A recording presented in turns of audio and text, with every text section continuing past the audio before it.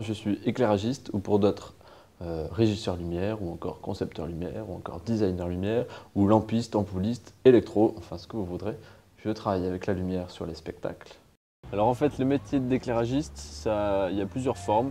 Soit on est derrière la console et on crée les lumières un peu comme un peintre, on ajoute des couleurs pour essayer de mettre en valeur le travail artistique qui est fait sur scène. Soit on est juste technicien et on installe plein de matériel pour que la personne qui est derrière la console puisse travailler. Voilà. Sinon, ce que j'utilise moi du début au haut de la chaîne, c'est effectivement des câbles, des projecteurs comme il y a là, des consoles plus ou moins évoluées. Et puis, des filtres, ce qu'on appelle des filtres, c'est tout ce qu'on met devant le projecteur en fait pour donner une couleur tout simplement. Après, plus tu montes les échelons, plus tu vas utiliser maintenant pas mal d'informatique avec les simulateurs. En tout cas, tu vas dessiner des plans d'éclairage, c'est-à-dire que en fonction du lieu que tu as éclairé, si c'est une pièce, tu vas recevoir un plan du décor avec les échelles, etc. Et tu vas recevoir des notes d'intention du metteur en scène et puis tu vas essayer de suivre ça. Ou alors tu as un metteur en scène qui va te raconter l'histoire qu'il a écrite ou mis en scène et puis toi, à toi de voir les climats que tu veux donner à ton truc. Donc en fonction de ça, tu vas faire des fiches techniques. Donc des plans en fait où on met tous les projecteurs à la place qu'il faut qu'ils aient sur le décor. D'abord j'étais musicien, donc voilà, à force de faire des concerts, de voir ce qu'il y avait autour de moi, c'est ce qui m'attirait. Il y en a qui plongent vers le son souvent, mais moi ça a été la lumière. Peut-être parce que voilà, justement c'était peut-être une approche plus ludique, en tout cas ça m'a paru moi plus ludique.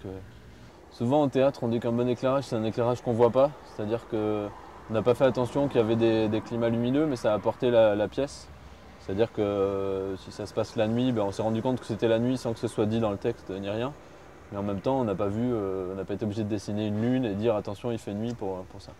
Au théâtre, c'est ce qui est intéressant, un peu pareil en danse. Là, dernièrement, j'ai travaillé sur un spectacle de danse avec un designer qui faisait pour la première fois de la scénographie, qui a fait tout le décor en fait. Et c'était vraiment un plaisir à éclairer. Donc, moi, ce qui m'intéresse du coup dans ce boulot, c'est plus effectivement de tendre vers la conception, c'est-à-dire de prévoir à l'avance ce que ça va donner.